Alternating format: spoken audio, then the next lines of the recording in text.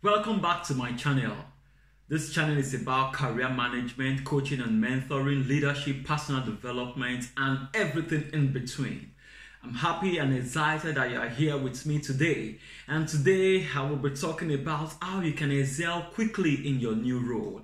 Are you starting a new job very soon? Or you have just started a new job, you've just recently resumed, or you are just a week or two or a month into your new job, or are you on your current job and you are wondering how you can excel in your current job? You are in the right place. Just relax and sit back and stay with me for the next 15 minutes of this video as I take you through step by step of tried and tested approach that I and many others have used and which have helped us to excel quickly in any new roles we find ourselves. But before we move forward, if you have not subscribed to my channel, please, what are you waiting for? Subscribe. I can bet you have career transforming content coming out from this channel every now and then. And also, please like this video, give it a thumbs up, and that really gladdens my heart when I see that thumbs up on my video. Please like this video already. Now let's move into it. In today's dynamic workplace, successful moves are not easy.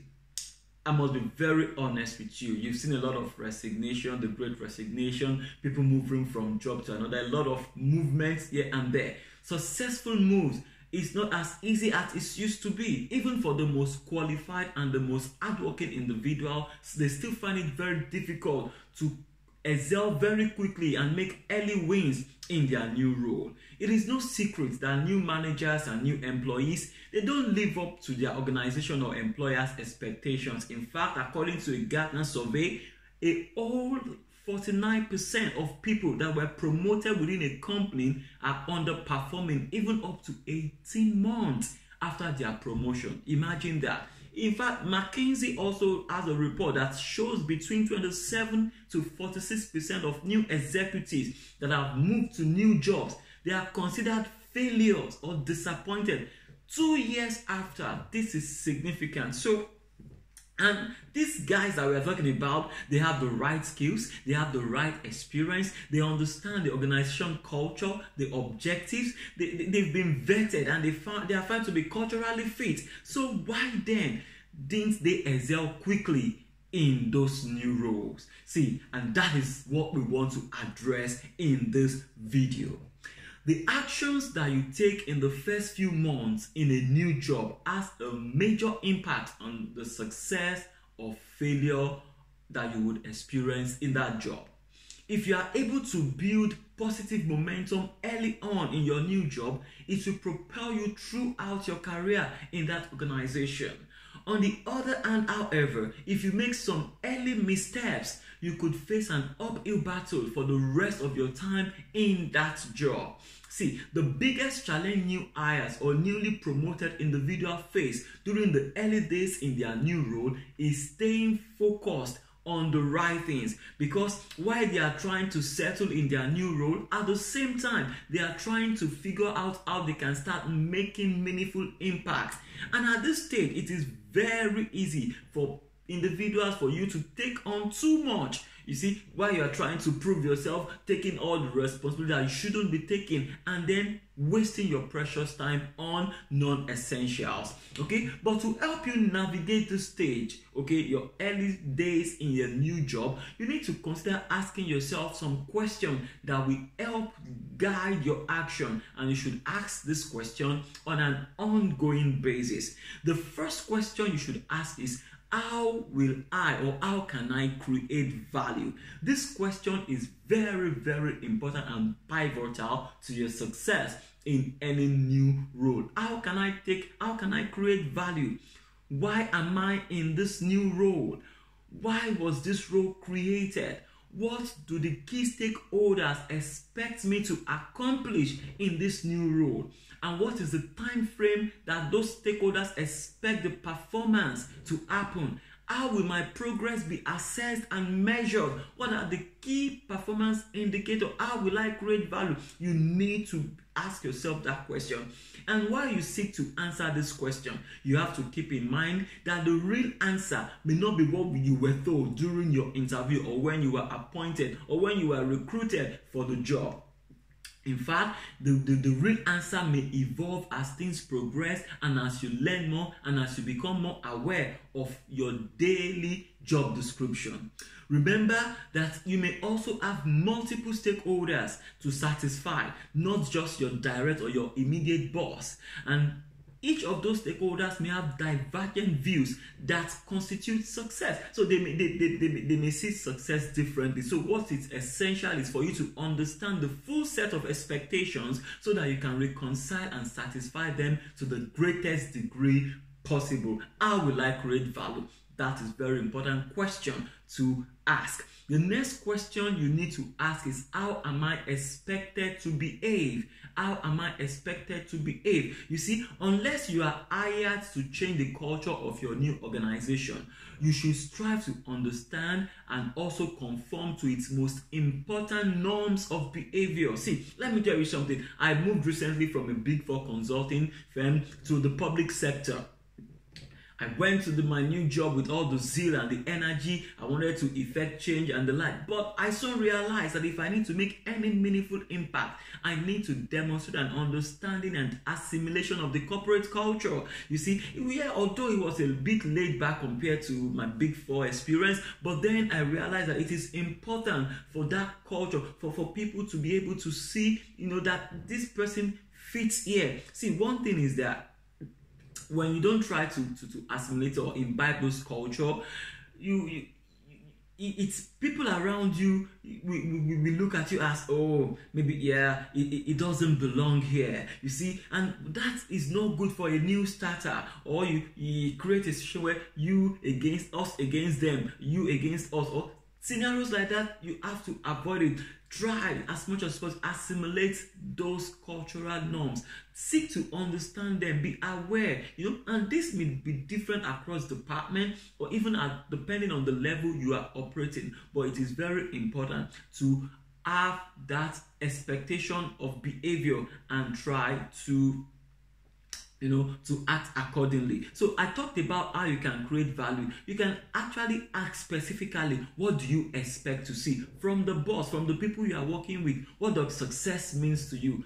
What will you see? And you will be able to satisfy yourself that, yes, I have been delivering on my job. So that's the question you should ask when you're talking about how you can create value. I also talk about, how am I expected to behave? These are the questions you should ask. The next question you should ask, very important, is whose support is critical. You need to know the support of the people that are critical for you to excel in your role. Many people fail in their new roles because they underestimated the prerequisite for transition success, which is effective internal network. See, the prerequisite for transition success is effective internal network. See, the people who excel early in new roles are those who develop wide range of mutually beneficial, uplifting connection from the very beginning. In fact, for me, within the first 3 months in my current job, I searched rapidly into a broad network. I asked my direct boss and colleagues for details of individuals that are considered critical to my role. What I then do was to reach out to each and every one of them. I invited them for coffee, for a chat, and then we chat over coffee. I generated pool, I created scale, and I shaped my network for maximum thriving, and I am benefiting from it to this very day. It's very, very important. Your success may also depend on people that are not directly working or reporting to you. So what you need to do is to learn to build allies. See, you need to learn to build allies, because at times your stakeholders might just be in other departments, and you need to build network of people that can speak or support what you are trying to do. For you to be able to build allies, you must start with understanding the political landscape of your new organization. Don't say, oh, I don't want to play politics, organizational politics, all this diplomacy, I just want to do my job. No. You need to understand your new organization political landscape and learn how to navigate it. You need to learn how to navigate it.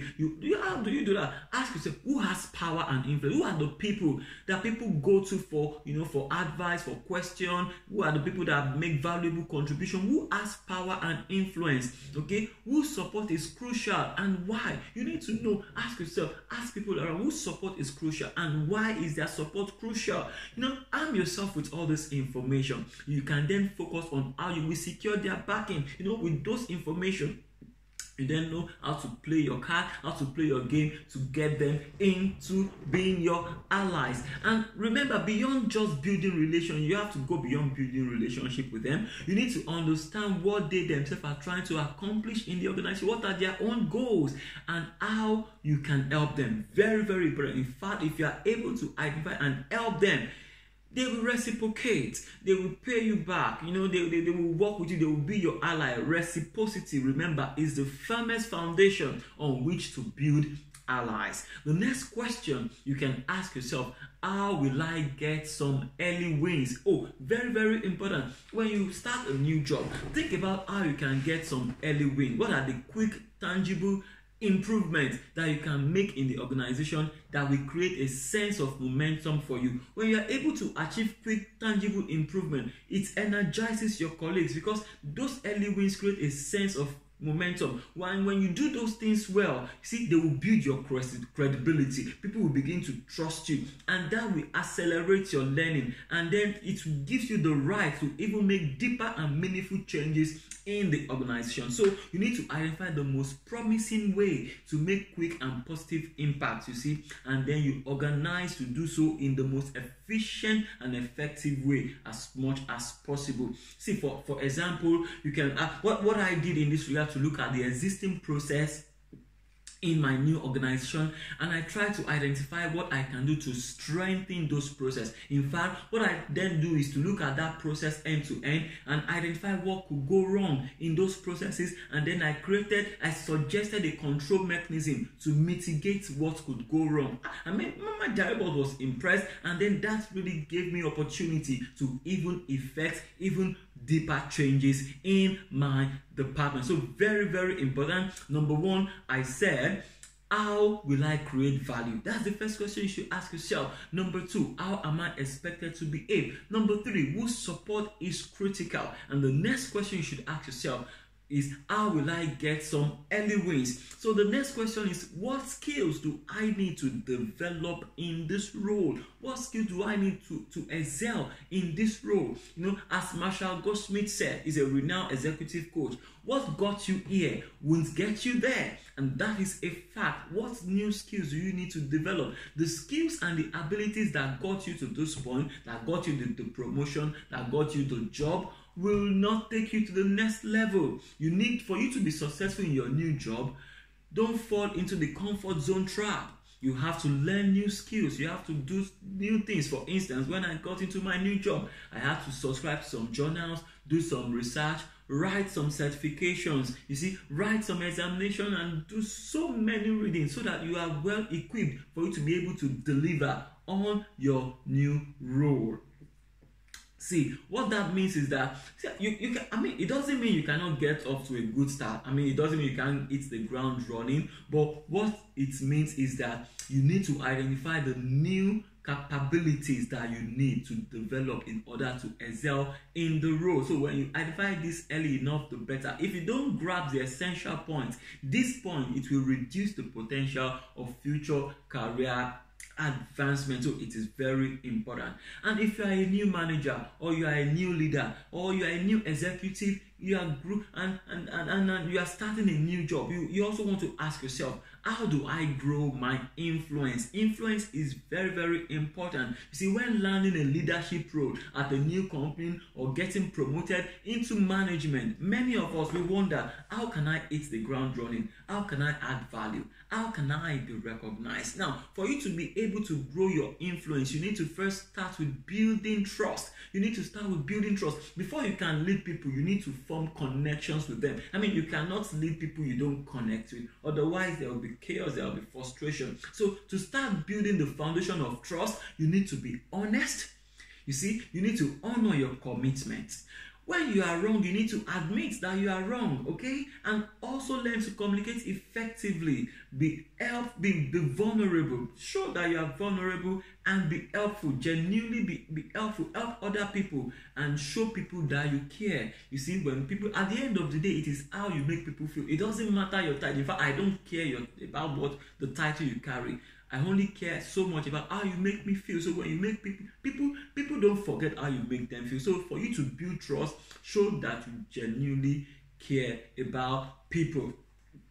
To build and grow your influence, you need to be open to being influenced. You see, you need to show people that yes, they can influence your decision. They can have input into whatever you're trying to do, whatever you're trying to accomplish in your new organization.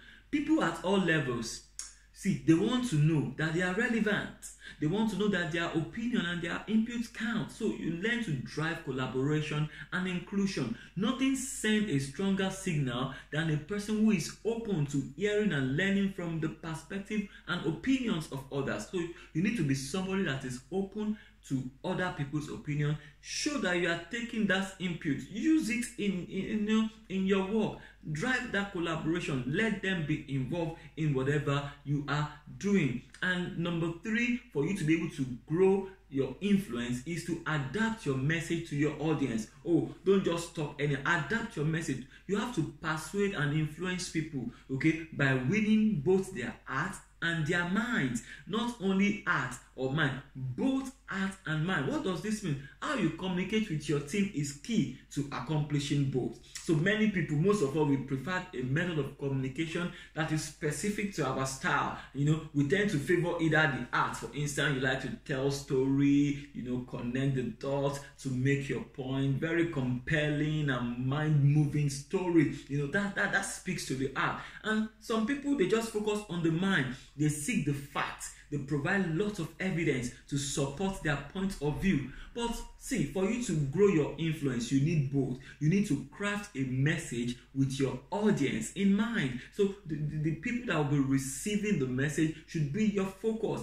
And for you to address their specific needs, they need to ensure that they and you ensure that they hear what you are trying to say. Try to avoid ambiguity. Let people understand what you are trying to say.